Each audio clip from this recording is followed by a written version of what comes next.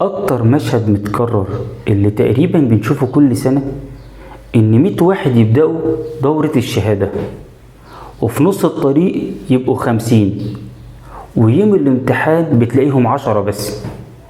السؤال بقى، ليه أغلب الناس بتقع في النص؟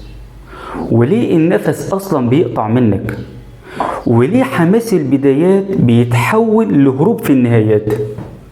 خلي بالك ان الموضوع ده مش كسل ومش ضعف إرادة زي ما ناس كتير فاكرة.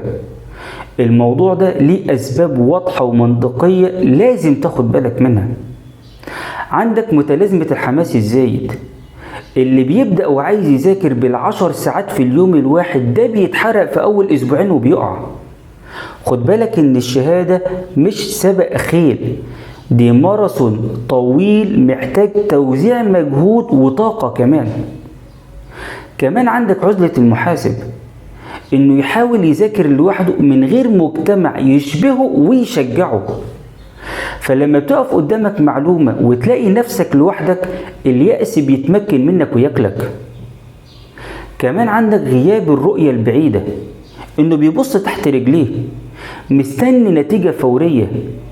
الشهادة الدولية دي استثمار طويل الأجل، وكلنا عارفين انك لما بتزرع نخلة مش زي لما بتزرع جرجير. كمان عندك حماس البداية الكذاب، بتبدأ بطاقة كبيرة جدا بس من غير نظام واضح فبتخلص منك بسرعة. كمان عندك الضغط المتراكم، شغل زائد مذاكرة زائد حياة، فطبيعي نفسك يقطع في النص. كمان عندك ان الهدف نفسه مش واضح، انت ماشي في الطريق وخلاص مش عارف انت فين ولا رايح فين ولا انت اصلا عايز ايه، فطبيعي تعطل في النص. طيب ازاي تضمن بقى ان نفسك ما يقطعش منك في نص الطريق؟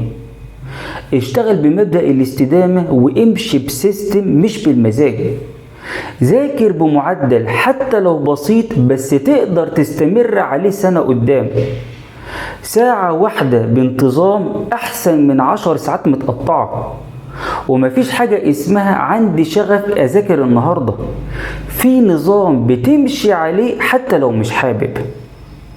كمان قسم الطريق لمراحل صغيرة، بدل ما تبص للشهادة كلها حتة واحدة فتحس ان الدنيا معقدة وكبيرة شوية، ركز في حاجة واحدة انت بتذاكر فيها دلوقتي. كمان اربط نفسك بصحبة، لازم تكون جوه مجموعة بتذاكر نفس حاجتك، فلما تلاقي غيرك شغال وبيسأل وبيحل حماسك هيفضل هو كمان شغال. كمان احتفل بالانتصارات الصغيرة، خلصت درس معين او فصل معين كافئ نفسك. الشهادة مش لازم تكون هم على قلبك، خليها رحلة فيها محطات نجاح، وكل اسبوع لازم تحسس نفسك انك انجزت حاجة حتى لو كانت بسيطة. واهم حاجة انك لازم تفكر نفسك دايما بهدفك، لان لو هدفك اختفى طاقتك كمان هتختفي معاه. عافر ده مستقبلك، وخليك فاكر ان مفيش وصول من غير تعب، بس في وصول ذكي بيوفر عليك الوقوع. وافتكر ان الفرق ما بين اللي بيوصل واللي بيقف في النص مش الذكاء، الفرق ان واحد اختار انه يكمل والتاني وقف في نص الطريق.